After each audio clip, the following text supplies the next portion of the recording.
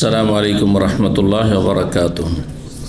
إن الحمد لله نحمده ونستعينه ونستغفره ونعوذ بالله من شرور أنفسنا ومن سيئات أعمالنا. من يهده الله فلا مضل له ومن يضلل فلا هادي له. وأشهد أن لا إله إلا الله وحده لا شريك له وأشهد أن محمدا عبده ورسوله صلى الله تعالى عليه وعلى آله وصحبه وسلم تسليما كثيرا. أما بعد فقد قال الإمام البخاري رحمه الله تعالى باب من نكت العود في الماء والطين. قال حدثنا مسدد قال حدثنا يحيى عن عثمان بن غياث قال حدثنا أبو عثمان عن أبي موسى أنه كان مع النبي صلى الله عليه وسلم في حائط من حيطان المدينة وفي يد النبي صلى الله عليه وسلم عود يضرب به بين الماء والطين. الحديث. সম্মানিত ভাতৃমণ্ডলী, আল্লাহ রাব্বুল আলামিনের প্রশংসা এবং প্রিয় নবী সাল্লাল্লাহু আলাইহি সাল্লামের উপর সালাত ও সালামের পর আজ মঙ্গলবার 29শে শাবান আমরা সন্ধ্যায় শেষ করেই রমজান মোবারকের চাঁদ দেখার সংবাদ পেয়েছি সৌদি আরবে। বলুন আলহামদুলিল্লাহ। আল্লাহ রাব্বুল আলামিন যেন আমাদেরকে এই রমজান মাসকে ভালো কাজে, ভালো কথায়, তাঁর ইবাদত বন্দেগীতে, তাঁর সন্তুষ্টির কথা কাজে লাগাবার তৌফিক দান করেন এবং আল্লাহ রাব্বুল আলামিন তার অসন্তুষ্টির কথা কাজ থেকে আমাদেরকে সব সময় বেঁচে থাকার তৌফিক দান করেন। এই রমজানকে আল্লাহ রাব্বুল আলামিন আমাদের জন্য যেন সার্বিক দিক থেকে বরকতপূর্ণ করেন। পুরো মুসলিম উম্মাহকে আল্লাহ রাব্বুল আলামিন এই রমজান মাসের নেক আমলের ওসিলায় যেন সম্মানিত করেন এবং যারা বিপদগামী, পথভ্রষ্ট, তাদেরকে আল্লাহ হিদায়াত দান করেন। যারা মন্দ তাদেরকে আল্লাহ দূর করেন। এই উম্মার জন্য, ইসলামের জন্য যারা মন্দ তাদেরকে আল্লাহ যেন দূর করেন, আর যারা ইসলামের জন্য, মুসলিম ভাই বোনদের জন্য কল্যাণকর, ভালো মঙ্গল, আল্লাহ তাদেরকে সম্মানিত করেন, শক্তিশালী করেন। আল্লাহ রাব্বুল আলামিন আপনাদের, আমাদের সকলকে, সকল মুসলিমকে আল্লাহ সৎ নেতৃত্ব দান করেন। অসৎ নেতৃত্ব, অসৎ নেতাদের অনিষ্ট থেকে আল্লাহ হেফাজত করেন। আল্লাহ রাব্বুল আলামিন তাদের কল্যাণ দান করেন এবং তাদের অনিষ্ট থেকে আল্লাহ হেফাজত করেন। আল্লাহুম্মা ইন্না নাসআলুকা খাইরাহুম ওয়া নাউযু বিকা মিন শাররিহিম।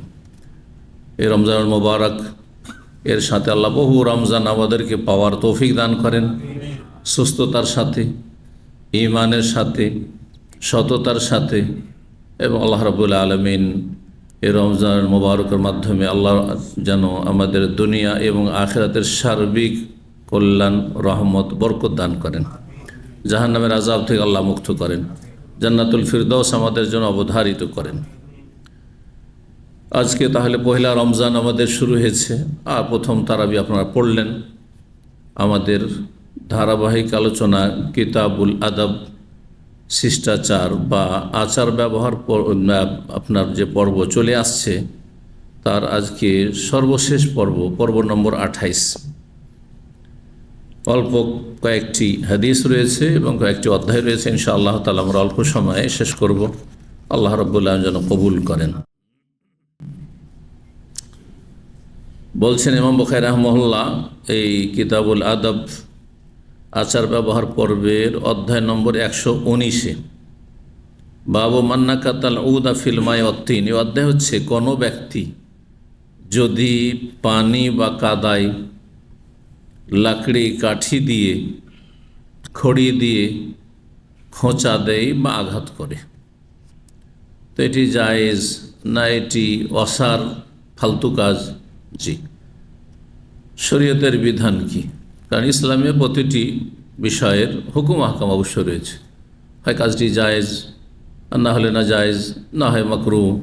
হ্যাঁ, অসার, লঘু, যদি অসার কাজ হয় তো অসার কথা কাজ, সেটি যেহেতু আল্লাহ পছন্দ করেন না, সেজন্য সেটি কমপক্ষে মাকরুহ, অপছন্দনীয়। আল্লাযীনা আনিল লাগwi মুরিদুন। তো ইমাম বুখারী রাহিমাহুল্লাহ এই জন্য অধ্যায় নিয়ে এসেছেন যে মানুষ অনেক সময় বসে থাকে, দেখা যায় বসে আছে, কোনো কিছু চিন্তা করছে। চিন্তা করা অথবা কোনো কিছু নিয়ে ভাবা, ভালোই হোক আর মন্দ হোক, ব্যক্তি জীবন হোক অথবা অন্য কোনো ক্ষেত্রে হোক, পরকাল সম্পর্কে অনেক সময় চিন্তাশীল হতে গিয়েও মানুষের চলাফেরা অথবা কাজকর্ম দেখে বোঝা যায় যে লোকটি চিন্তাশীল। যেমন আমাদের সমাজে আপনারা জানেন যে মানুষ যদি কেউ গালে হাত দিয়ে থাকে, হ্যাঁ, তো কিভাবে, মাথায় যদি হাত দিয়ে থাকে, হ্যাঁ, দুশ্চিন্তা আছে, তাই না? যদি আঙ্গুলে কামড় দেয়, হ্যাঁ, আক্ষেপ বুঝায়। তাহলে এগুলি হচ্ছে লক্ষণ। হ্যাঁ, ওই রকমই অনেক সময় বসে আছেন আর হয়তো, হ্যাঁ, মাটি খোঁচাচ্ছেন আপনি, সে হাতের আঙ্গুল দিয়ে হোক অথবা কোনো আপনার হাতে কাঠি আছে, লকড়ি আছে, তা দিয়ে হোক। তো এই ধরনের কাজগুলি মানুষ মাঝে মধ্যে করে থাকে। এটি অসার কাজ নাকি জায়েজ? জায়েজ প্রমাণ করার জন্য হাদিস নিয়ে এসেছেন ইমাম বুখারী রাহিমাহুল্লাহ। 6216 নম্বর হাদিস বর্ণনা করেছেন আবু মুসা আশআরী রাদিয়াল্লাহু তাআলা আনহু। তিনি বলেন, আন্নাহু কানা মা নবী সাল্লাল্লাহু আলাইহি ওয়াসাল্লাম ফি হায়াতি মিন হাইতানিল মদিনা। তিনি নবী সাল্লাল্লাহু আলাইহি ওয়াসাল্লামের সাথে মদিনার বাগানগুলির কোন একটি বাগানে ছিলেন, যে বাগানগুলি প্রাচীর দিয়ে ঘেরা, সেগুলিকে হায়েত বলা হয়। হায়েত মানে বুস্তান। বাগান দুই রকম, প্রাচীর দিয়ে ঘেরা বাগান, যেটা আগের যুগে হইত। এখন যে মাজরা ফার্মগুলো সৌদি আরবে আছে, সবগুলি কিন্তু প্রায় ঘেরা থাকে। প্রায়গুলি কি থাকে, প্রাচীর দিয়ে বা কাঁটা তার দিয়ে ঘেরা থাকে সুরক্ষার জন্য। হায়াত মানে দেয়াল, আর দেয়াল দিয়ে ঘেরা হইতো, সেজন্য হায়াত মানে দেয়াল না, এই যে ওয়ালকে সে বাড়ি ঘরের ওয়াল হোক আর এমনি কোনো কিছু ঘেরা হোক, সেটাকে হায়াত বলা হয়। এখান থেকে হায়াত মানে ঘেরা বাগান, যে বাগানকে কি করা রয়েছে, প্রাচীর দিয়ে ঘেরা রয়েছে, সুরক্ষিত করা রয়েছে। এইরকম বাগানে ছিলেন নবী সাল্লাল্লাহু আলাইহি ওয়াসাল্লাম, তার সাথে আবু মুসা আশআরীও ছিলেন। ওফি ইয়াদিন নবী উদুন, নবী সাল্লাল্লাহু আলাইহি ওয়াসাল্লামের হাতে সেই সময় একটি লাকড়ি কাঠি ছিল। ইয়াদরিবু বাইনাল মায়াতিন, পানিও ছিল সেখানে, একটু কাদা পানি, মানে পানি মাটিগুলো রসাল, কাদা পানি এক কথায় ছিল। সেখানে নবী সাল্লাল্লাহু আলাইহি ওয়াসাল্লাম আঘাত করছিলেন, হালকা আঘাত করছিলেন। যারা বাজারে মারা, কিন্তু এখানে মারা তো আর মানুষকে মারে, হ্যাঁ, বা কোনো পশুকে প্রাণীকে মারে, কিন্তু যেহেতু মাটিতে, এই জন্য আঘাত করার অর্থ করলাম। আর আঘাত করাও মারা। ফাজা রাজুলুন, সেই সময় জনৈক ব্যক্তি আসলো, ইয়াস্তাফতিহু, আর সে বাগানের দরজা খোলা তলব করল, খুলতে বলল যে খোলেন, আমি প্রবেশ করব, অনুমতি চাইল। কে তিনি? আসছে। নবী সাল্লাল্লাহু আলাইহি ওয়াসাল্লামকে বলা হলো যে দরজার বাইরে কোনো একজন আছে, দরজার বাইরে চোখের আড়ালে এখনও দেখেনি কেউ, কোনো একজন আছেন যিনি অনুমতি চাইছেন বাগানে ঢোকার জন্য। হাদিসের আগে গিয়েছি কিন্তু সহিহ বুখারীতে, মনে আছে হয়তো। তো নবী সাল্লাল্লাহু আলাইহি ওয়াসাল্লাম ওহির মাধ্যমে জানছেন যে এই সময়টা কে কে আসছে ধারাবাহিক। বললেন যে ইফতাহ, খুলে দাও, ওয়াবাশশিরহু বিল জান্নাহ, এবং জান্নাতের সুসংবাদ দিয়ে। তাহলে বোঝা গেল যে কোনো জায়গায় পার্সোনাল বসতে পারেন, মিটিং করতে পারেন, আর সেখানে যদি কাউকে অ্যালাউ না করেন তো অধিকার আছে, এতে মন খারাপ করার কিছু নেই। আমরা আলোচনা করছি এখানে, আর কিছু বাইরের লোক আসলো, এমন লোক যাদেরকে আমরা চাই না যে আমাদের এই বিশেষ মজলিসে আসুক, হ্যাঁ, বুঝছেন না? আমরা স্বেচ্ছাসেবক, রমজানের স্বেচ্ছাসেবক নিয়ে বসবো। এখন যদি বলেন যে আমরা সবাই বসবো, আমি যদি বলি না চলে যান, এতে মন খারাপ তো কিছু নেই, শরীয়তে এটি জায়েজ। জি, আপনার এখানে কাজ নেই, আপনাকে বলা হচ্ছে আপনি যান অথবা আসেন না, জি, কোনো অসুবিধা নাই। এই হাদিস থেকে মাসলা বোঝা যায়। খুলে দাও, ওয়াবাশশিরহু বিল জান্নাহ, জান্নাতের সুসংবাদ তাকে দিয়ে দাও। ফাযাহাব, তো গেলাম, ফাইজা আবু বকর, গিয়ে দেখলাম যে আবু বকর, তার মানে আবু মুসা আশআরী জানেন না যে কে আছে। ফাফাতাহতু লাহু, দরজা খুলে দিলাম তার জন্য, ওয়াবাশশিরহু বিল জান্নাহ, জান্নাতের সুসংবাদ দিয়ে দিলাম। তাহলে এই সমস্ত সাহাবায়ে কেরাম রাদিয়াল্লাহু তাআলা খোলাফায়ে রাশিদিন, তাদের জন্য জান্নাতের সুসংবাদ তাদের জীবদ্দশায় দেওয়া হয়েছে, বহু হাদিস দ্বারা প্রমাণিত। তাদের সম্পর্কে যদি তাদের ঈমান নিয়ে, তাদের জান্নাতে যাওয়া নিয়ে যদি কেউ সন্দিহান হয়, তো সে মুসলিম না।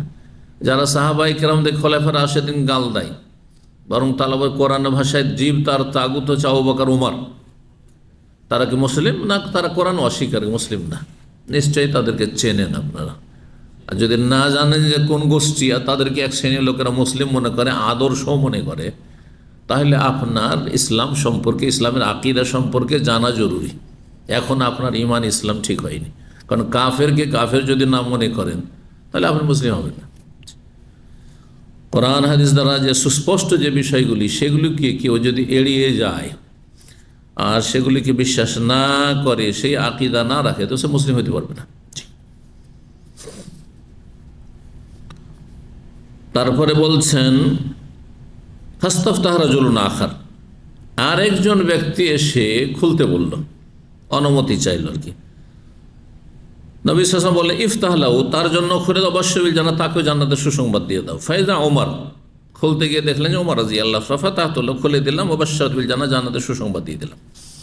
সুম্মা ইস্তাফতাহ রাজুলুন আখার, তারপর আরেকজন, একটু পরেই, সামান্য কিছু পরেই আরেকজন লোক এসে অনুমতি চাইছেন খোলার, খুলতে বলছেন। ওয়াকানা মুত্তাকিন, সেই সময় নবী সাল্লাল্লাহু আলাইহি ওয়াসাল্লাম হেলান দিয়েছিলেন কোনো কিছুতে, দেয়ালে হইতে পারে বা কিছুতে।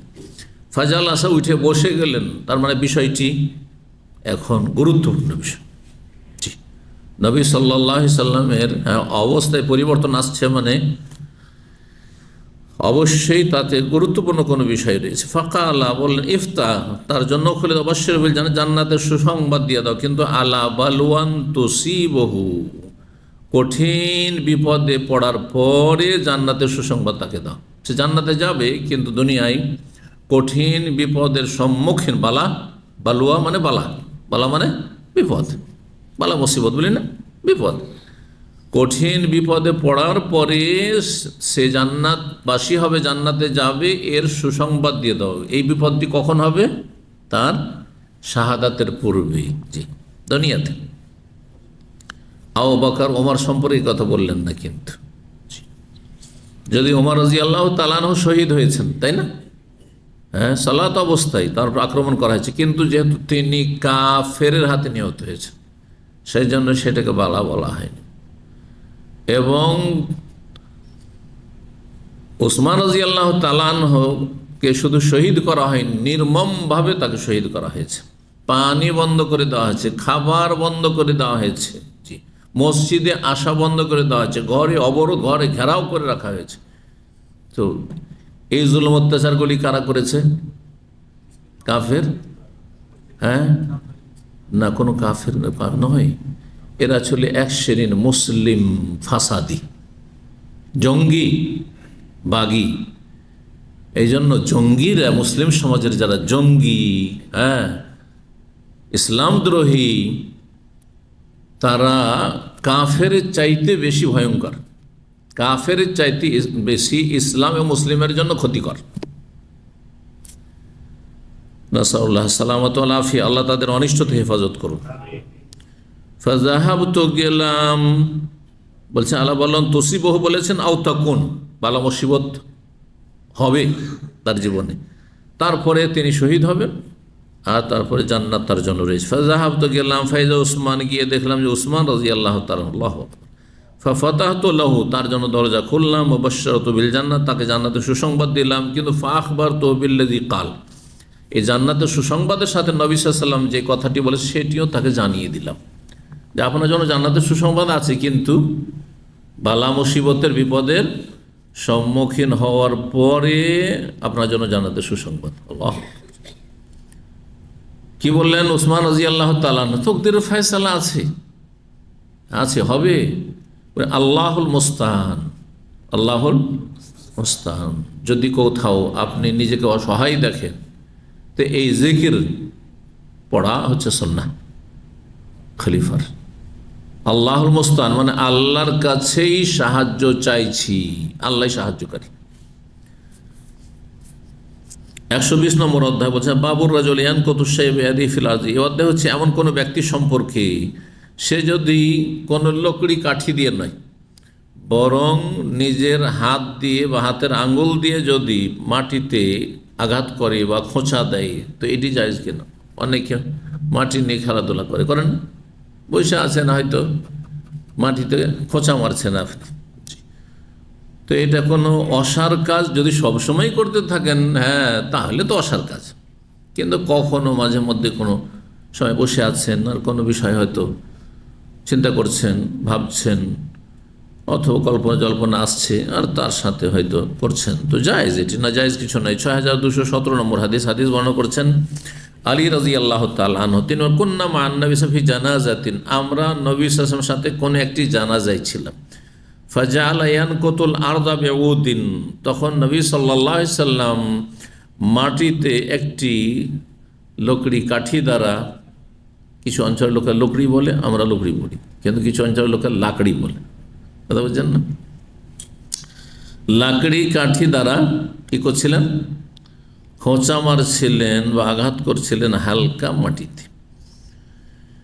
ফকালা, আর লাকড়ি ছিল হাতে, সুতরাং কেউ যদি হাত দিয়েও খোঁচা মারে, এইটা হচ্ছে ইমাম বুখারী রাহিমাহুল্লাহ অধ্যায়ের সাথে মিল, কিন্তু হাদিস ঘটনা কিন্তু আলাদা আলাদা, তাই না? আগেটা আবু মুসা আশআরীর, তারপর সেটি বাগানের ঘটনা, যে আলী রাদিয়াল্লাহু তাআলা আনহু, এটি জানাজার ঘটনা, এটি বাগানের ঘটনা নয়, জানাজায় কি।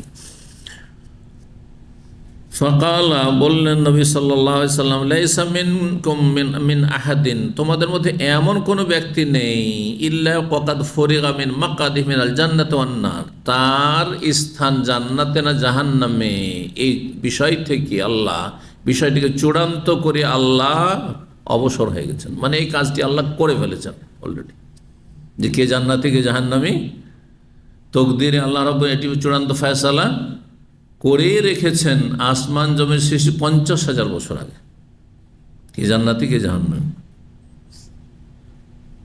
তকদিরে শুধু এইটাই লেখা আছে, তকদিরে লেখা নাই যে আপনি সৌদি আরব আসবেন আর রিয়াল ইনকাম করবেন, লেখা আছেন না নেই? তো যদি এই কথা এই হাদিসটির জন্য যদি বলেন, তাহলে আমল করে কি হবে? যদি আমার তকদিরেই জাহান্নামে লেগে থাকে, তো আপনার খা থাকে, তো আমি কি করে জান্নাত পাবো? তো তকদির তো সবই তকদির না লেখা আছে, বুঝছেন না? আপনার দুনিয়ার তকদিরগুলো তো লেখা আছে, হ্যাঁ, আপনার হায়াতেরও তো তকদির লেখা আছে আসমান জমির শেষ 50,000 বছর আগে। তাহলে আপনি কেন বলেন না যে তকদিরে যদি অ্যাক্সিডেন্ট থাকতে হবে, না হলে হবে না, আর গাড়ির সামনে শুয়ে গেলেন, হ্যাঁ ট্রেন আসছে শুয়ে যান, করবেন? তকদিরে যদি রিয়াল থাকে, তো আমার দরকার কি কষ্ট করে ভিসা কেন, আর এই মেডিকেল করো, আর এত কষ্ট করো, আর দালাল ধরো, ভিসা তলাশ করে এত পেরেশানি উঠাবে দরকারটা কি? তারপরে কাজকর্ম করার দরকারটা কি? বাসায় নাকে তেল দিয়ে ঘুমাই, রিয়াল চলে আসবে। দুনিয়ার বেলা তো যদি বলিও যে আসবে, তবুও বিশ্বাস করবেন না, আর আপনি আমার কথা মানবেন না। কেউ মানবে? পাগল ছাড়া কেউ করবেন না। কিন্তু দিনের ক্ষেত্রে অনেক মূর্খরা বলে তকদিরে ফয়সালা করা আছে, তো না, আর নামাজ রোজা আর কি, হ্যাঁ যেটা আছে সেটাই হবে না, এই কথা নয়। আপনি ভালো আমল করছেন না, তার মানে আপনার তকদিরে জাহান্নাম আছে। আপনি গুনাহ থেকে বাঁচছেন না, মানে আপনার তকদিরে জাহান্নাম আছে। এটি হচ্ছে লক্ষণ। আপনি লক্ষণ কেন খারাপ করছেন? তারপরে তকদিরে লেখা আছে, মানে আমরা কি নিরুপায়, বাধ্য, হ্যাঁ পাথরের মতো? হ্যাঁ না, পাথর যেমন যেখানে পড়ে আছে থাকবে, কিয়ামত পর্যন্ত কেউ যদি নাড়াচাড়া না করে ওখানেই পড়ে থাকবে, ঠিক না? আপনি কি তেমন স্বেচ্ছায়, হ্যাঁ এশার সালাত পড়লেন, তারাবি পড়লেন, যারা পড়া, তারপরে স্বেচ্ছা তারাবি পড়ে অধিকাংশ লোক সব চলে গেছে, আর আপনার অল্প কয়েকজন আলহামদুলিল্লাহ এখানে স্বাধীনভাবে লিফটে সিঁড়িতে বিভিন্নভাবে উঠে এখানে এসেছেন 5 তলে, আর তারপরে এখানে দর্শে বসছেন, নাকি পাথর মতো বেঁধে নিয়েছি কেউ এখানে ফেলে দিয়ে গেছে, আর উঠতে পারছেন না, এখন উঠতে পারবেন না? তাহলে বোঝা গেল যে তকদিরের ফয়সালা চূড়ান্ত হওয়ার সাথে সাথে আমাদেরকে আল্লাহ কি দিয়েছেন? নিজের স্বাধীনতা দিয়েছেন।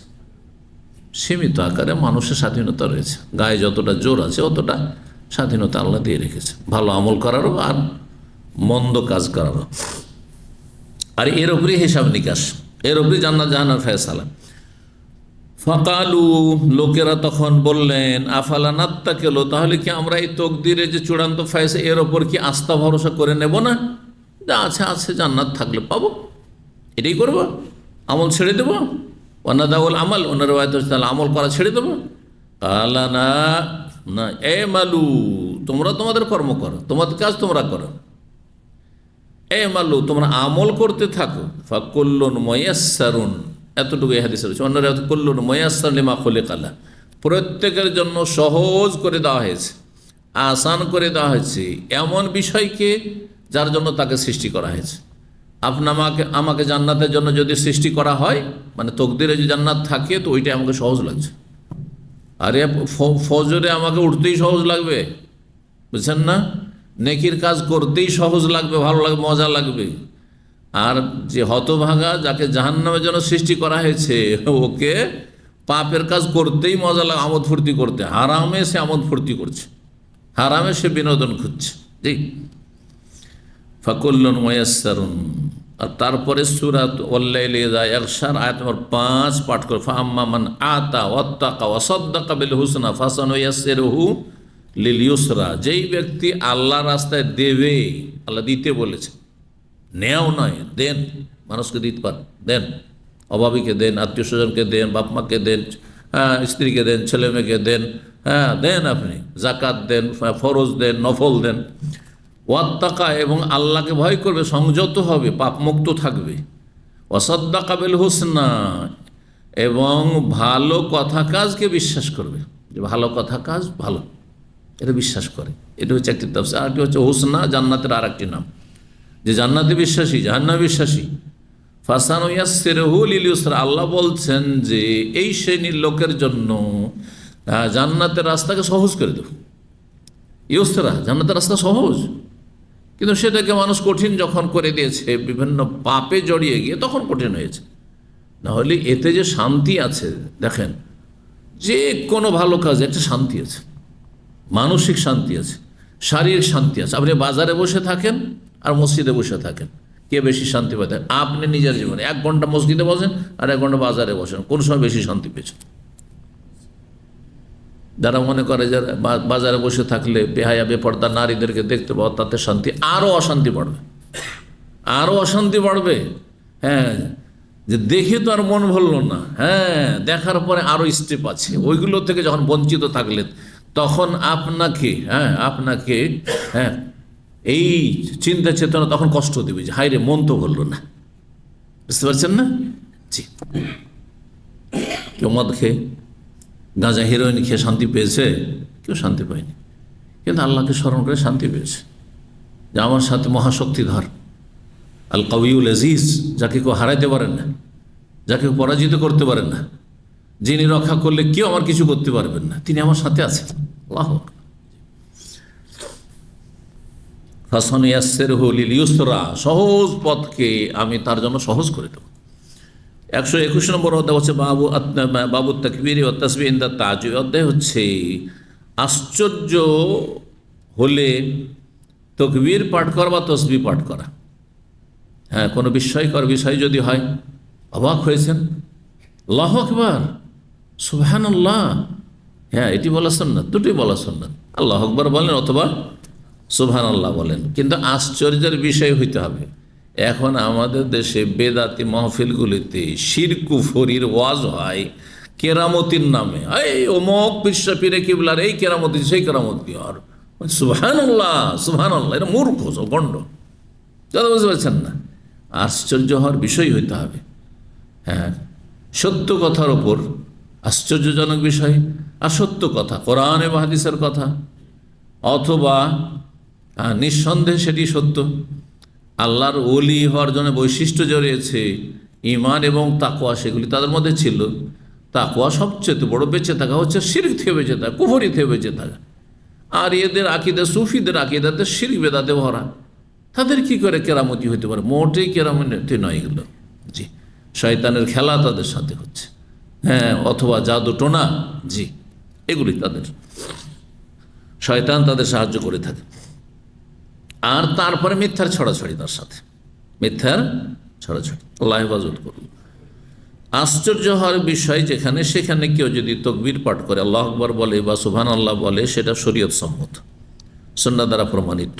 6218 নম্বর হাদিস বর্ণনা করছেন হিন্দ বিনতুল হারিস, তিনি বলেন, আন্না উম্মা সালামা রাদিয়াল্লাহু তাআলা, উম্মে সালামা রাদিয়াল্লাহু তাআলা আনহা বললেন, তিনি হাদিস বর্ণনা করে, উম্মুল মুমিনিন তিনি বলছেন, ইস্তাইকাযান নবী সাল্লাল্লাহু আলাইহি ওয়াসাল্লাম, একদিন নবী সাল্লাল্লাহু আলাইহি ওয়াসাল্লাম ঘুম থেকে জেগে উঠলেন, জাগ্রত হলেন, আর জেগেই বলছেন সুবহানাল্লাহ। হ্যাঁ, আপনি একদিন আশ্চর্য স্বপ্ন দেখেছেন, তার অবাক করা স্বপ্ন দেখেছেন, আর ঘুম ভাঙার পরে বলছে সুবহানাল্লাহ বলতে পারেন। সুবহানাল্লাহ, মাযা উনজিলা মিনাল খাযাইনি ওয়া মাযা উনজিলা মিনাল ফিতানি।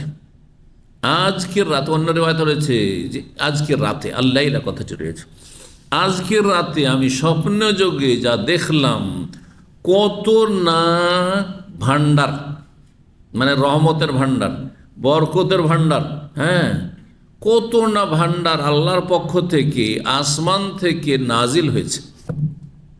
বহু তাহলে আল্লাহর রহমত, বরকত আর বিভিন্ন রকমের বিষয়।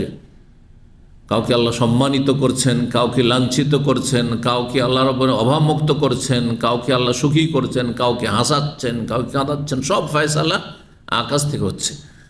তো এই ভান্ডারগুলি, রহমত বরকতের কত না ভান্ডার আজকে নাজেল হয়েছে, নেমে এসেছে জমিনে।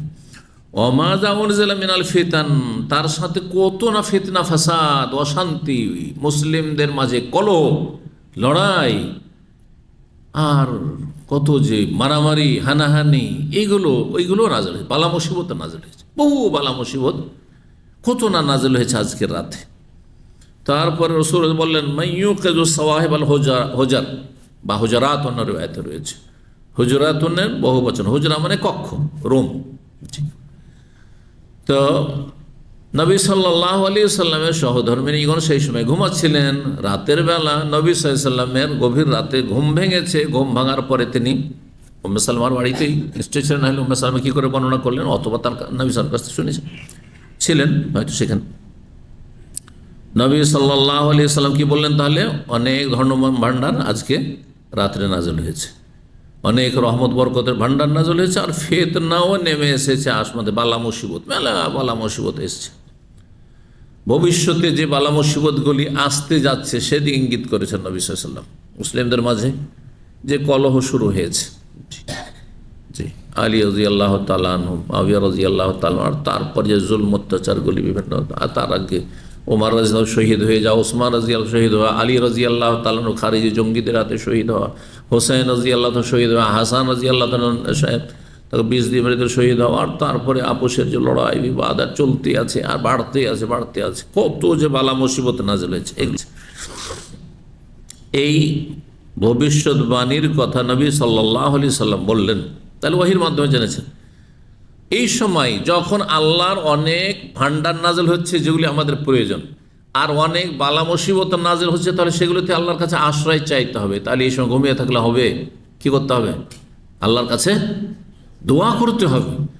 সেই জন্য, আর দোয়ার জন্য উত্তম অবস্থা হচ্ছে সালাত, নামাজ পড়া, তাহাজ্জুদ পড়া ফরজের পরে। তাই বলছে মাইয়ুকিযু সাওয়াহিব আল হুজার, এই কক্ষে বা এই ঘরে যে মহিলারা ঘুমিয়ে রয়েছে তাদেরকে কে জাগাবে? এদেরকে জাগিয়ে দাও, এরা তাহাজ্জুদ পড়ুক, এরা দোয়া করুক রবের কাছে, যাতে বালা মুসিবত থেকে আল্লাহ হেফাজতে রাখেন। জি, মাইয়ুকিযু সাওয়াহিব আল হুজার, সাওয়াহিব সাহেবাতুনের বহুবচন। ঘরে অবস্থানকারী মহিলাদের কে জাগিয়ে দেবে? উদ্দেশ্য ছিল আজওয়াজাহ, নবী সাল্লাল্লাহু সহধর্মিনীদের কথা, তাদের কথা বলছেন, যাদের কেউ জাগিয়ে দেয়, হাত্তা ইউসাল্লিয়ান, যাতে করে তারা সালাত আদায় করে। কেন? এমন একটা সময় আসছে, দুনিয়া শেষ হয়ে যাবে, আর তারপর আখিরাত আল্লাহর সামনে হাজির হইতে হবে। দুনিয়া থেকে বেশি যদি নেকির সম্বল না নিয়ে যেতে পারেন, আখিরাতে আমলবিহীন অবস্থায় আল্লাহর সামনে খালি হাতে উঠতে হবে। আর তখন আল্লাহ রাব্বুল আলামিনের আযাবে তখন আপতিত হবে, আযাব এসে আপতিত হবে, আযাবের সম্মুখীন হইতে হবে।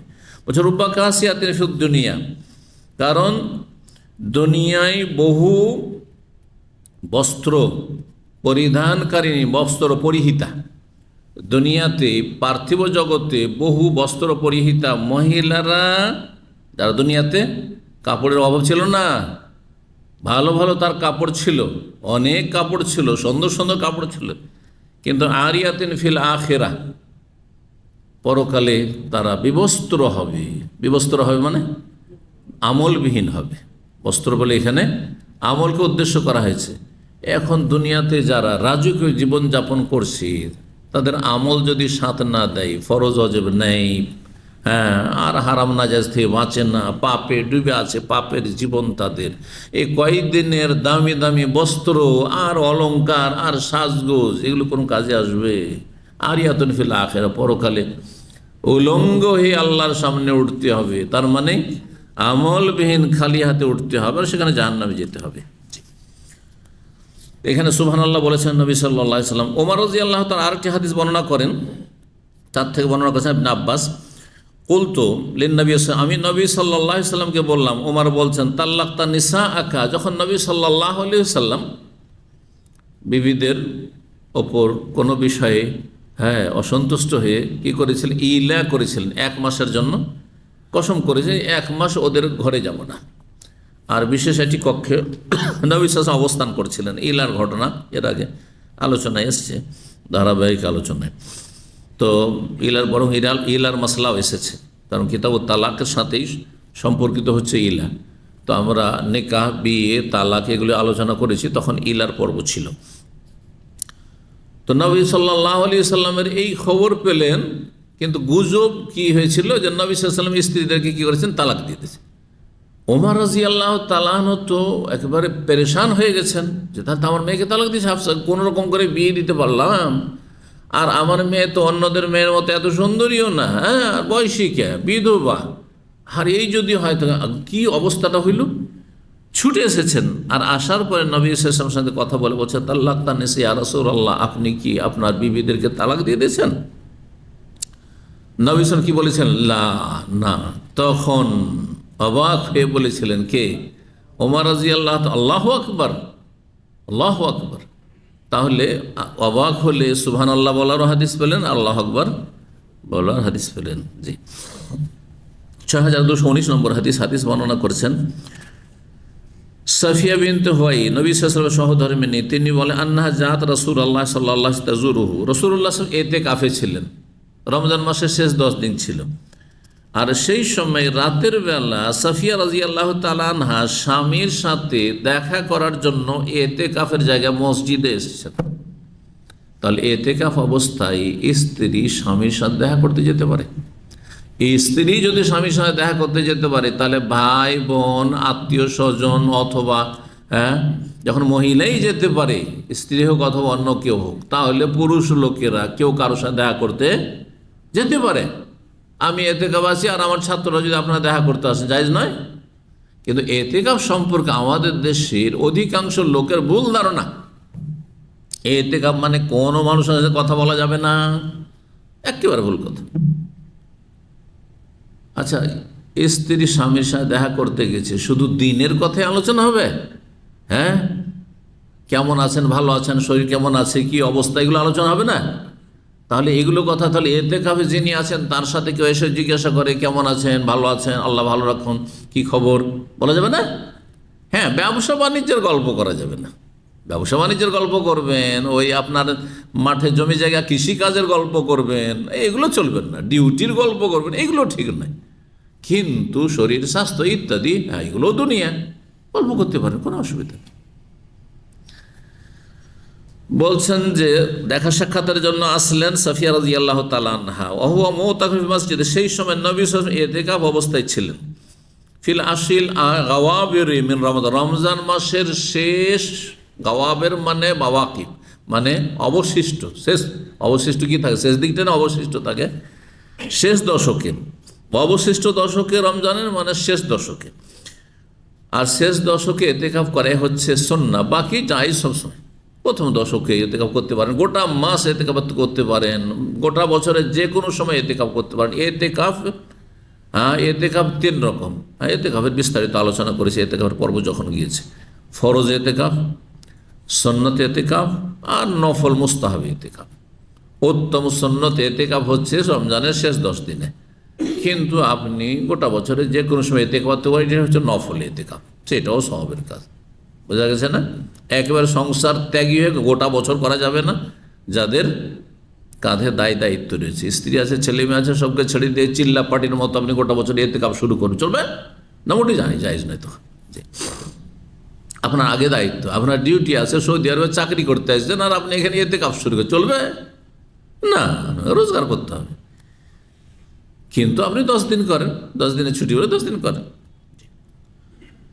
রমজান মাসের শেষ দশক ছিল। ফাতাহাদ্দাসাত ইনদাহু সাআতান, তারপরে সাফিয়া রাদিয়াল্লাহু তাআলা এসে নবী সাল্লাল্লাহু আলাইহি ওয়াসাল্লামের কাছে বেশ কিছুক্ষণ কথা।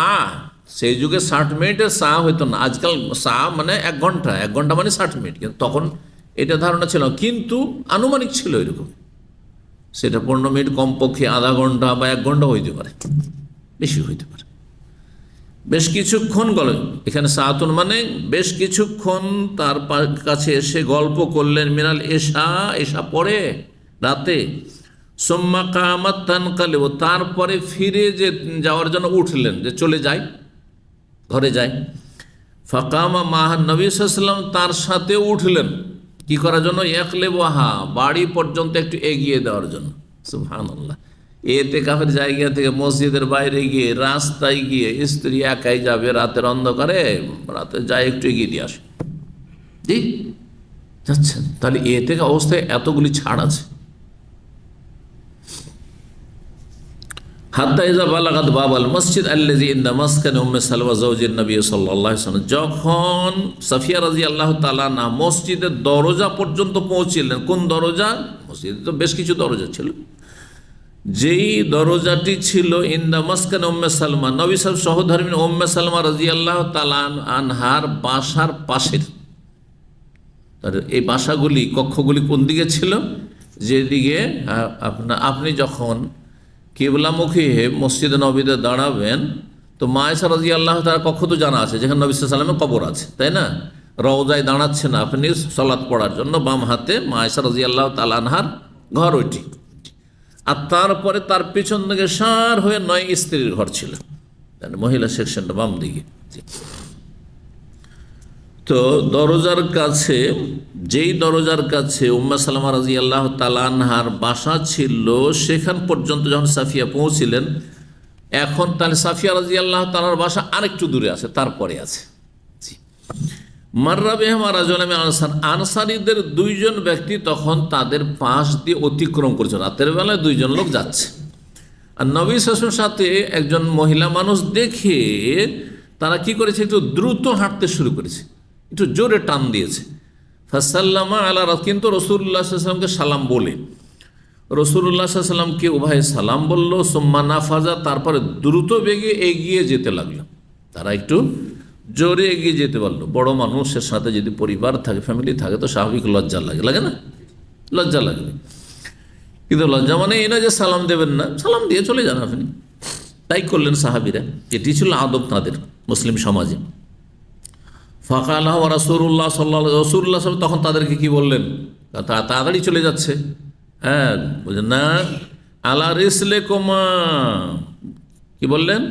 আলা রিসলিকুমা, দাঁড়াও, হ্যাঁ দাঁড়াও, শোনো, তোমরা শুনে যাও কথা।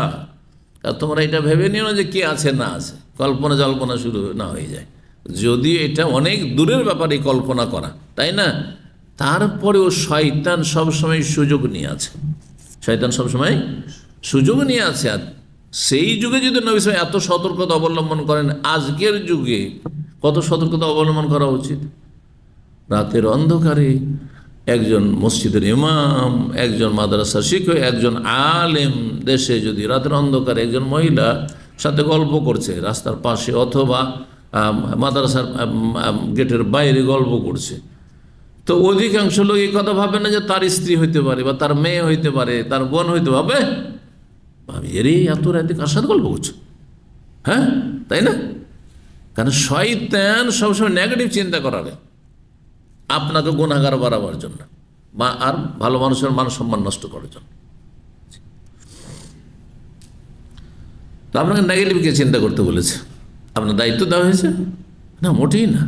যদি কেউ গুনাহে জড়িত থাকে তো রব আছেন দেখার জন্য, বেআনাল্লাহ, আর আল্লাহ দেখছেন, আল্লাহ হিসাব নেবেন। আপনার কি তাতে? আপনি কেন গুনাহগার হবেন? তো ভুল ধারণা যেন না হয়। এখানে আরেকটি মাসলা, যদি আপনি দেখেন যে আমার সম্পর্কে একটা ভুল ধারণা মানুষ হইতে পারে, তাহলে সংশয় নিরসন করতে হবে, ধারণা দূর করে দিতে হবে, যাতে ভুল ধারণা না হয়। রাসূলুল্লাহ সাল্লাল্লাহু আলাইহি ওয়াসাল্লামকে বললেন, থামো, দাঁড়াও, ইন্নাহা হিয়া সাফিয়া বিনতু হুয়াই, ইনি কিন্তু সাফিয়া বিনতে হোয়াইয়ের কন্যা সাফিয়া আমার সহধর্মিনী। জি, ভাবিও না যে অন্য কোনো মহিলা আছে। কালা, তখন ওই দুই আনসারি সাহেব বলে, সুবহানাল্লাহ ইয়া রাসূলুল্লাহ, সুবহানাল্লাহ কি বলেন আপনার সম্পর্কে?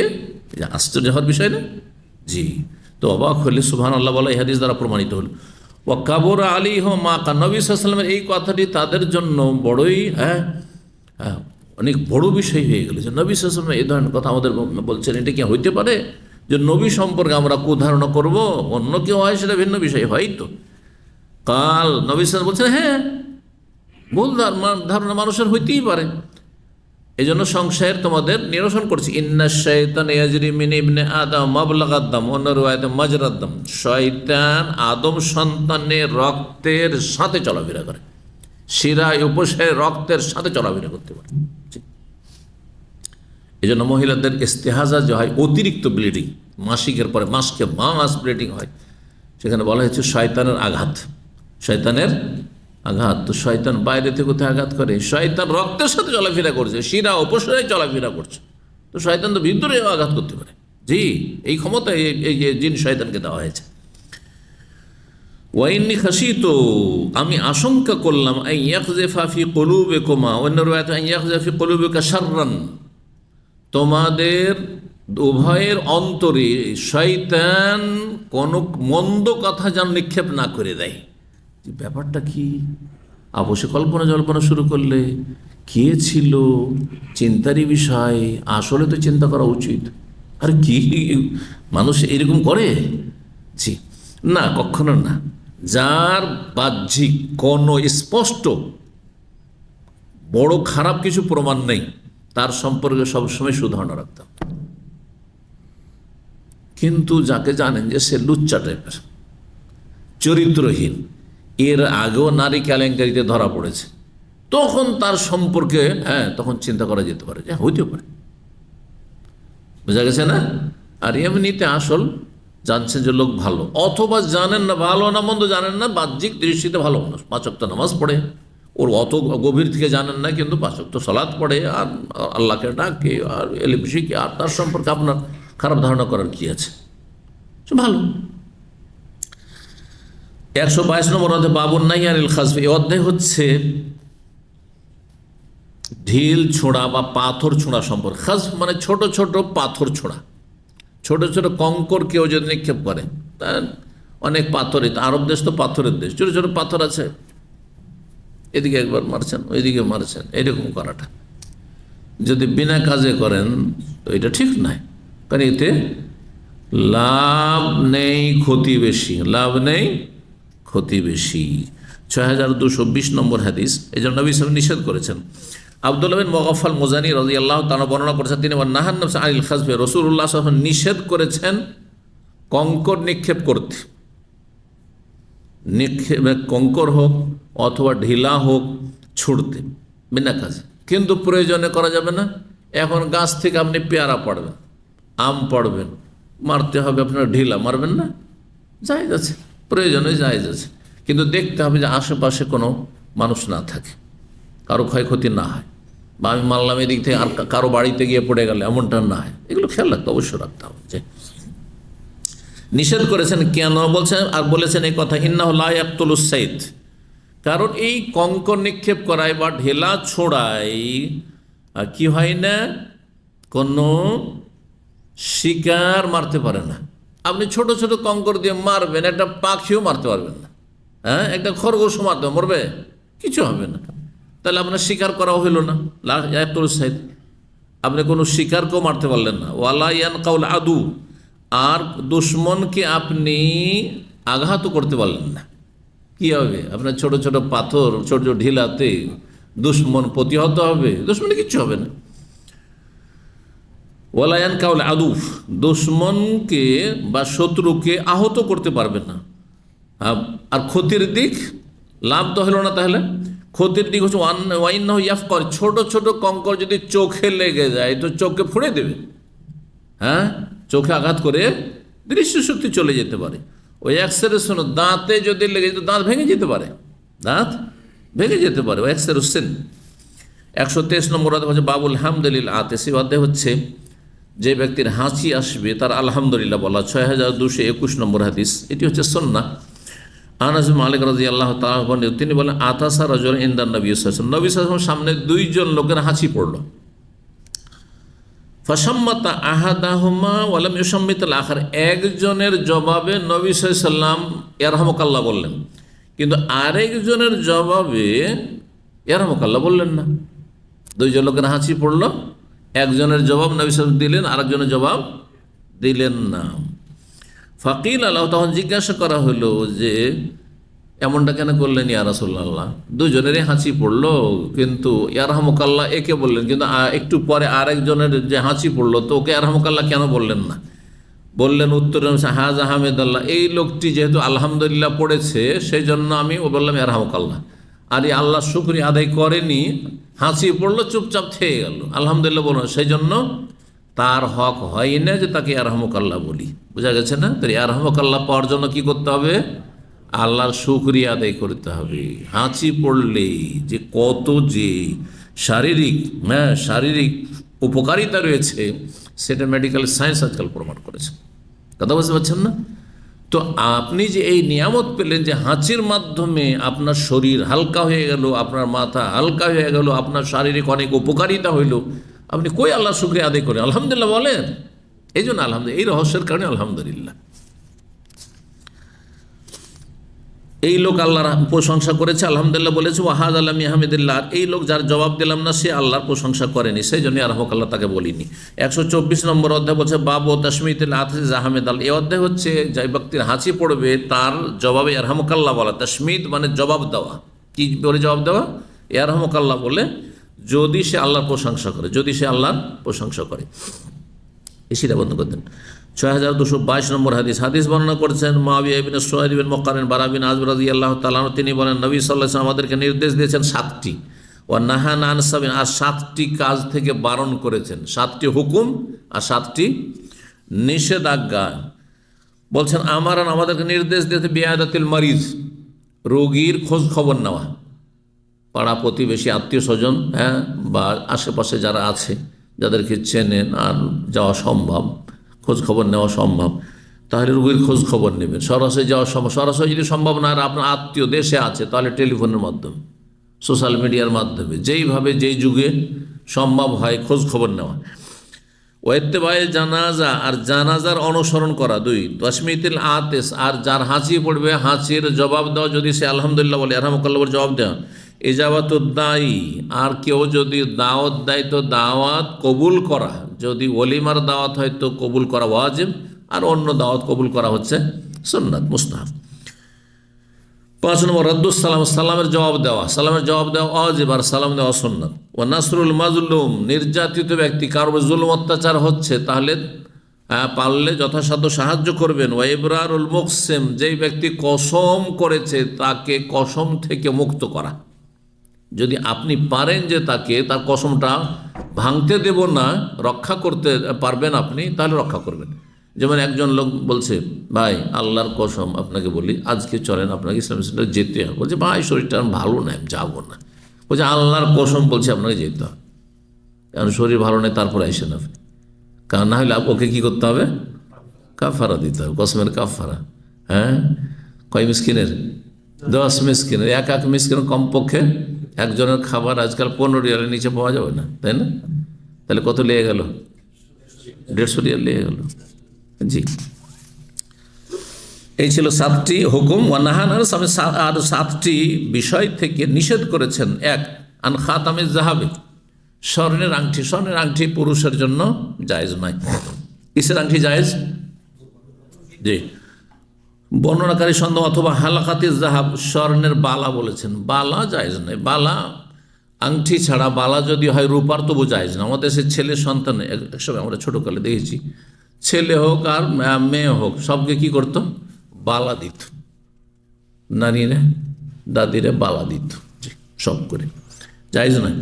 ওয়াল্লুবসিল হারির, আর রেশম, সাধারণ রেশম, হারির যে কোনো সাধারণ রেশমকে বলা হয়, সাধারণ রেশমের কাপড় পরিধান করা পুরুষের জন্য জায়েজ নয়। দিবাজ, পাতলা চিকন রেশম। ও সন্দোষ, একেবারে মিহিন, একবারে খুব ফ্যান্সি সন্দোষ, আর রেশমের কাপড় বস্ত্র। ওয়াল মায়াসের, আর রেশমি জিন, মায়াসের রেশমি জিন মানে রেশমের কাপড়ের এমন একটা গদি তৈরি করতো, যেই গদিটা বাহনের পিঠে, উটের পিঠে অথবা ঘোড়ার পিঠে, বাহনের পিঠে দিয়ে তাতে মানুষ চাপত, সেটি নিষেধ করেছেন রাসূলুল্লাহ সাল্লাল্লাহু আলাইহি ওয়াসাল্লাম। কয়টি হলো এখানে তাহলে? হ্যাঁ, 5টি, আর বাকি আরও 2-1টি রয়েছে, কসি আরও কি এসব নিষেধ করেছেন। 100 এরকমই এর থালা বাসন, রূপার থালা বাসন নিষেধ করেছেন। জি, 125 নম্বর অধ্যায় হচ্ছে বাবু মায়ুস্তাহমিয়াল ওতাসে অমায়ুক রহমিনা তাসাউব। এই অধ্যায় হচ্ছে হাঁচি পড়া ভালো, আর হাই আসা, হা করে দেওয়া, হাই আসা হচ্ছে অপছন্দনীয়। যখন অপছন্দনীয়, এতে শয়তান, জিন শয়তান হাসার সুযোগ পায়, সেই জন্য সেটাকে একটু প্রতিরোধ করার চেষ্টা করবেন, একবার বড় হা করে দেবেন না একবারে। জি, 6223 নম্বর হাদিস আবু রাদিয়াল্লাহু তাআলা তিনি বলেন, ইন্নাল্লাহ ইউহিব্বুল ওতাসা, আল্লাহ হাঁচি পড়াকে ভালোবাসেন, কারণ হাঁচি পড়লে বান্দা সুস্থ হয়। হাঁচি পড়লে শরীরটা হালকা হইলো, শরীর অ্যাক্টিভিটিস বাড়লো, সক্রিয়তা বাড়লো, আর আপনি নিজেকে সুস্থতা ফিল করছেন। দেখবেন হাঁচি পড়ার পরে মাথাটা একবারে সর্দিতে ভার হয়েছিল, আর যেমনই হাঁচি পড়লো আরাম, অনেকটা আরাম। আল্লাহর বড় হিকমত, সুবহানাল্লাহ। ওয়াকরাহু তাসাউব, এবং আল্লাহ রাব্বুল আলামিন অপছন্দ করেন হাই আসা। জি, ফাইজা আতাসা, সুতরাং কারো যদি হাঁচি পড়ে, ফাহামেদুল্লাহ, আলহামদুলিল্লাহ বলে, ফাহাক্কুন আলা কুল্লি মুসলিম, প্রতিটি মুসলিমের ওপর হক হয়ে যায়, সামিয়াহু, যে আলহামদুলিল্লাহ বলতে শুনবে, ইউসাম্মিতাহু, তার যেন জবাব বলে ইয়ারহামুকাল্লাহ বলে। ও আম্মা তাসাউব, পক্ষান্তর হাই আসা, ফাইন্নামা হুয়া মিনাশ শাইতান, শয়তানের পক্ষ থেকে। কারণ হাই আসা তার মানে একে ঝিমাচ্ছে, ঘুম চাচ্ছে, আর এ অলসতা চলে এসছে। হাই আসা মানে অলসতা চলে এসছে আপনার। ফালিয়ারুদ্দুহু মাস্তা, যথাসাধ্য সেটাকে রোধ করবে, যথাসাধ্য হাইকে কি করবে? রোধ করবে মুখ চেপে। ফাইজা কালা হা, যখন হাই আসে আর বড় করে যদি হা করে দেয়, তো দাহিকা মিনহু শয়তান, শয়তান দেখে তখন হাসে, আরে দেখ দেখ দেখ হা করে দিচ্ছে। কথা বুঝতে পারছেন না? শয়তানকে হাসার সুযোগ দেবেন না। 126 নম্বর আছে বাবুন আতাসা কাইফা ইউসাম্মাত। এ অধ্যায় হচ্ছে যখন হাঁচি পড়বে, তো হাঁচির উত্তর কি ভাষা দিয়ে দেবেন। এখন পর্যন্ত কিন্তু ভাষাটি হাদিসে আসেনি, আমি বললাম শুধু, তাই না? ইয়ারহামুকাল্লাহ একজন হলে, যদি বহু বচন হয়, অনেক কয়েকজন একসাথে হাঁচি পড়েছে, একসাথে যাও ইয়ারহামুকুমুল্লাহ বলতে পারেন। 6224 নম্বর হাদিস আবু রাদিয়াল্লাহু তাআলা আনহু তিনি বলেন, নবী সাল্লাল্লাহু আলাইহি ওয়াসাল্লাম বলেছেন, ইজা আতাসা আহাদুকুম, যখন তোমাদের কারো হাঁচি আসবে, ফালিয়াকুল, যেন বলে আলহামদুলিল্লাহ, ওয়ালিয়াকুল্লাহু আখুহু, তার ভাই মানে সে মজলিসে যারা শুনছে আছে, আওসা তার সঙ্গী বলবে ইয়ারহামুকাল্লাহ, আল্লাহ তোমার উপর রহম করুন। ফায়জা কাল ইয়ারহামুকাল্লাহ, যখন ইয়ারহামুকাল্লাহ বলবে, তখন যেই ব্যক্তির হাঁচি পড়েছে বলবে ইয়াহদিকুমুল্লাহ ওয়া ইউসলিহু বালাকুম, আল্লাহ আপনাদেরকে হেদায়েত করুন এবং আল্লাহ আপনাদের অবস্থা সুন্দর করে দিন।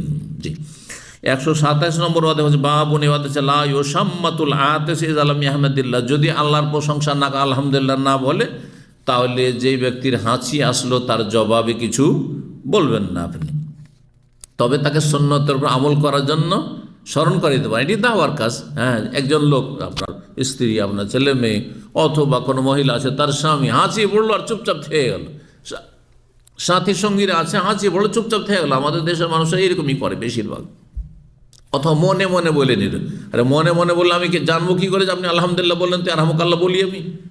তাহলে বোঝা গেল যে মনে মনে বললে সুন্নাত আদায় হবে না, একটু শুনিয়ে বলতে হবে। আশেপাশের লোক কী বলতে হবে? আলহামদুলিল্লাহ। জি, আলহামদুলিল্লাহ। তো বলছেন 6225 নম্বর হাদিস বর্ণনা করছেন আনাস রাদিয়াল্লাহু তাআলা, তিনি বলেন, আতাসা রাজুলুন ইনদান নবী, নবী সাল্লাল্লাহু সামনে দুইজন লোকের হাঁচি পড়লো, ফাসাম্মাত আহাদুহুম, একজনের জবাব দিলেন, আরেকজনের জবাব দিলেন না। তখন একজন লোক বলে, ইয়া রাসূলুল্লাহ সাম্মাত তাহাজা, এই লোকের জবাবে আপনি ইয়ারহামুকাল্লাহ বললেন, ওয়ালাম তুসাম্মিতনি, না ওই লোকই যেই লোকের জবাবে ইয়ারহামুকাল্লাহ বললেন না নবী সাল্লাল্লাহু আলাইহি সাল্লাম, মানে হাঁচি পড়াই। তো সেই ব্যক্তি বলছে, আমার কেন জবাবে আপনি ইয়ারহামুকাল্লাহ বললেন, আমাকে কেন দোয়া দিলেন না?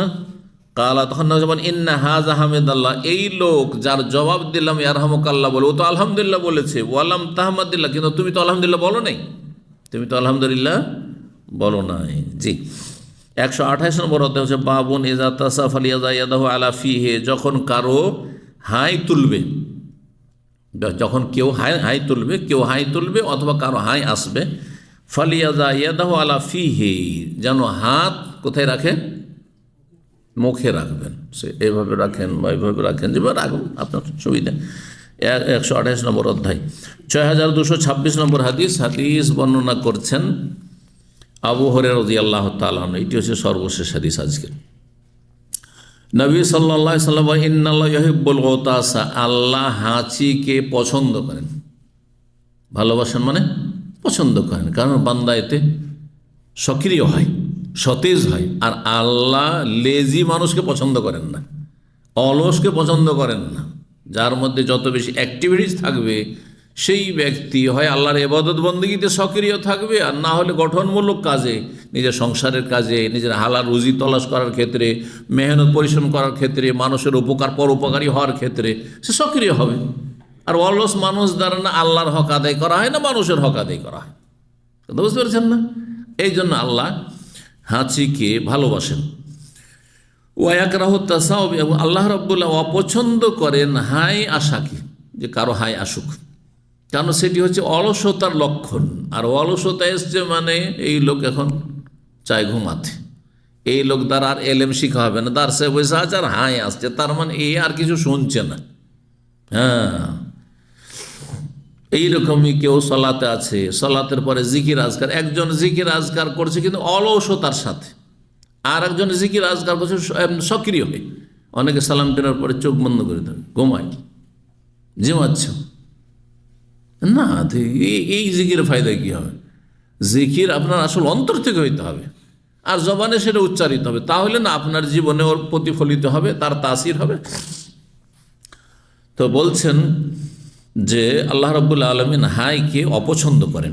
ফাইদা আতাস আহাদুকুম ওয়া হামিদাল্লাহ, সুতরাং তোমাদের যে কারো যদি হাঁচি পড়ে ও হামিদাল্লাহর আলহামদুলিল্লাহ বলে, কান হাক্কান আলা কুল্লি মুসলিমিন সামিয়াহু, তাহলে এমন প্রতিটি মুসলিমের ওপর তার হক হয়ে যায় যে শুনবে, যেই মুসলিম শুনবে যে আলহামদুলিল্লাহ এই লোকটি বলল হাঁচি পড়ায়, কি হক হয়? আন ইয়াকুল লাহু, তাকে সম্বোধন করে বলবে ইয়ারহামুকাল্লাহ, আপনার ওপর আল্লাহ কি করুন? রহম করুন। আচ্ছা, আপনার উপর রহম করুন, এটা সব সময় বলা চলবে না বিশেষ কোনো সময় বলা যাবে না? সালাতের ভিতরে মানুষকে সম্বোধন করলে সালাত নষ্ট হয়ে যাবে। আলহামদুলিল্লাহ বলতে তো অসুবিধা নেই, কারণ আল্লাহর প্রশংসা করে এখানে কাউকে আপনি সম্বোধন করেননি। আপনার হাঁচি পড়েছে, আপনি আলহামদুলিল্লাহ বললেন। কিন্তু মুসল্লিদের মধ্যে অনেক মূর্খ আছে, ও জানে না, ও শুধু মাসলা জেনেছে যে কেউ যদি আলহামদুলিল্লাহ বলে হাঁচি পড়ায় তাহলে কি বলতে হবে? ইয়ারহামুকাল্লাহ। ও জানে না যে ইয়ারহামুকাল্লাহ বলে আমার নামাজটা নষ্ট হয়ে যাবে। তাহলে আপনাকে ওখানে জোরে শুনিয়ে বলা যাবে না। এই জন্য আমাদের যদি সালাতের ভিতরে হাঁচি পড়ে তো আমরা কী করি? মনে মনে বলি, মনে মনে বলি। এটা সালাতের বাইরে হলে অবশ্যই মনে মনে বলবো না, কারণ তখন শোনাইতে হবে আপনাদেরকে, বুঝছেন না? এই ভুল করবেন না। হ্যাঁ, যে আমি আলহামদুলিল্লাহ বলবো, নামাজের মধ্যে আল্লাহর শুকরিয়া আদায় করবো আলহামদুলিল্লাহ, জোরে বলে অসুবিধা রেখে। আরে জোরে বলে অসুবিধা এই যে জাহেল লোকেরা তোমাকে ইয়ারহামুকাল্লাহ বলে দিয়েছে, তাদের নামাজটাই নষ্ট করে দিবে। তো তার সালাত নষ্ট হওয়ার একটা কারণ তুমিও, তোমার অজ্ঞতাও। বোঝা গেছে না? হ্যাঁ, সতর্ক সাবধান। আলহামদুলিল্লাহ বলার ক্ষেত্রেও সতর্ক সাবধান। সালাতের ভিতরে আলহামদুলিল্লাহ বলবেন, কিন্তু মনে মনে আস্তে, পাশের লোক যাতে শুনতে না হয়। আর সালাতের বাইরে যদি হয় তাহলে আলহামদুলিল্লাহ আপনি জোরে বলুন, যাতে করে আপনি ইয়ারহামুকাল্লাহর দোয়া পান। আর ইয়ারহামুকাল্লাহ যখন বলবে তখন আপনি ইয়াহদিকুমুল্লাহ বলবেন, বা ইয়াহদিক আল্লাহ বলতে পারেন, অন্য হাদিসে রয়েছে, বা ইউসলিহ আলাইকুম বলবেন। জি, তো ইয়ারহামুকাল্লাহ মানে আল্লাহ তোমার ওপর রহম করুন। তোমার ওপর কার সাথে কথা বলছেন? তাহলে ওই লোকের সাথে সম্বোধন করে কথা বলছেন, আল্লাহর সাথে নয়। আর সলাতের ভিতরে যদি কোনো মানুষের সাথে কথা হয়ে যায় তাহলে সলাত নষ্ট হয়ে যাবে। জি, এখান থেকে আরেকটা মশলা শুনে রাখেন। সালাত অবস্থায় ধরেন আপনার এমার্জেন্সি কল চলে এসছে। অনেকে এমন আছেন যে তার মালিক, বস অথবা তার ম্যানেজার, সুপারভাইজার জালেম, টেলিফোন দিচ্ছে এমার্জেন্সি, টেলিফোন পর টেলিফোন দিচ্ছে। ওই সময় যদি রিসিভ না করেন তো অসন্তুষ্ট হয়ে যাও। হ্যাঁ, সালাতে আরও 5-7 মিনিট সময় লাগবে। তাহলে কি করবেন আপনি? মাসলা শুনে রাখেন, এর আগে বলেছি। কারো জানা আছে মাসলা? কি করবেন? ফোনটা রিসিভ করে বলবেন সুবহানাল্লাহ। কি বলবেন? সুবহানাল্লাহ। সে যদি শরীয়ত সম্পর্কে জ্ঞানী হয় তাহলে বুঝে নিবে যে সালাতে আছে। বোঝা গেছে? স্বামী গেটে এসছে আর স্ত্রী সালাত শুরু করেছে, ফরজ সালাত, সুন্নাত হলে তো ছেড়ে দিতে হবে। আর কলিং বেল টিপেই চলে যাচ্ছে। তারপরে কলিং বেলও যখন গেট খুলছে না তখন কল দেওয়া শুরু করেছে। এখন ও যদি নামাজ শেষ করব তারপরে কল রিসিভ করব, তো আর ঢুই গিয়ে বোঝা সোজা না। হ্যাঁ, অধিকাংশ মূর্খ এসে একেবারে শুরু করে দিবে, তাই না? তো এই ক্ষেত্রে কি করে উঠিয়ে বলবে সুবহানাল্লাহ। হাদিস রয়েছে পুরুষদের ক্ষেত্রে যদি সালাত অবস্থায় এমন কোনো পরিস্থিতি হয় তাই ফালিউসাব্বিহ রিজাল ওয়ালিউসাফফিকিন নিসা, পুরুষরা তাসবিহ পড়বে আর মহিলার জন্য যেহেতু আওয়াজ যত বাইরে না শুনে তো সেই ক্ষেত্রে তালি বাজাবে। তো এই করবে, কিন্তু এটা দিয়ে যদি শুনতে পায় তাহলে, না হলে সুবহানাল্লাহ বলেও তাকে জ্ঞাত করা যায়, কারণ আল্লাহর জিকির হয়ে গেল। সেটা কি হয়ে গেল? আল্লাহর জিকিরও হইল। তো সালাতের অবস্থায় আল্লাহকে স্মরণ করতে কোনো অসুবিধা নেই। এমন আলহামদুলিল্লাহ বলেন, সুবহানাল্লাহ বলেন, আল্লাহু আকবার বলেন, সালাত অবস্থায় কোনো অসুবিধা নেই। কিন্তু ইয়ারহামুকাল্লাহ মানুষের সাথে কথা হয়ে গেল, ইয়াহদিকুমুল্লাহ মানুষের সাথে। মানে একজন লোক ইয়ারহামুকাল্লাহ বলে দিল, মাসলা জেনেছে শুধু এতটুকু ব্যাস, যে হাঁচি পড়লে আলহামদুলিল্লাহ, আর হাঁচির জবাবে ইয়ারহামুকাল্লাহ আর এক লোক বলে দিল অজ্ঞতায় নামাজের অবস্থায়। এ ভাবলো যে ইয়ারহামুকাল্লাহ যখন বললো তো আমিও ইয়াহদিকুমুল্লাহ বলে দিই, তাহলে কি হয়ে গেল? সবগুলির নামাজ গেল, এরও গেল ওরও গেল, সব নামাজ বাতিল। বোঝা গেছে? মানুষের সাথে কথা হয়ে গেল। ফাইজা তাসা বলছেন ওয়াম্মা তাসা ওবু, পক্ষান্তর হাই উঠা বা হাই তোলা, ফাইন্না মহামিনাশ শায়তান, এটি শয়তানের পক্ষ থেকে। শয়তান মুমিন বান্দাকে অলস করে, ভারী করে দেয়। ফাইজা তাসা বা আহাদুকুম, সুতরাং তোমাদের কারো যদি হাই আসে ফালিয়ারুদ্দাহু মাস্তা, যথাসাধ্য সেটাকে রোধ করবে। ফাইন্না আহাদু ইযা তাসাবা, কারণ তোমাদের যে কারো যখন হাই আসে বা যে কোনো ব্যক্তি যখন হাই তোলে, যাহিকা মিনহু শয়তান, শয়তান তাতে হাসতে থাকে জি, যে আমি কাজ করেছি, অলস বানাতে পেরেছি। জি, আল্লাহ রাব্বুল যারা উপকারী জ্ঞান দান করেন, নেক আমলে তৌফিক দান করেন, গুনাহ খাতা আল্লাহ মাফ করেন, এবং আল্লাহ রাব্বুল আমাদের ফরজ নফল যেন কবুল করেন। সমস্ত হারাম নাজায়েজ অপছন্দনীয় কথা কাজ থেকে আল্লাহ আমাদের বেঁচে থাকার তৌফিক দান করেন। রব্বুল আলামিন এই মাহে রমজান 1447 হিজরিতে আল্লাহ যেন তার সন্তুষ্টি আমাদেরকে দান করেন এবং জান্নাতুল ফিরদৌস দান করেন, জাহান্নামের আযাব থেকে রক্ষা করেন। আল্লাহ রব্বুল আমাদের আপনজন, প্রিয়জন, ভাই বোন, আত্মীয় স্বজন, মুসলিম ভাই বোন সকলকে আল্লাহ যেন ভালো রাখেন। যারা মুসলিম সমাজের পথভ্রষ্ট পাপী আল্লাহ তাদেরকে হেদায়েত দান করেন। যারা ভালো মানুষ তাদের দিন দুনিয়ায় আল্লাহ যেন আরও বেশি অফুরন্ত বরকত দান করেন। সুবহান রাব্বিকা রব্বিল ইজ্জাতি আম্মা ইয়াসিফুন ওয়া সালামুন আলাল মুরসালিন ওয়ালহামদুলিল্লাহি রাব্বিল আলামিন।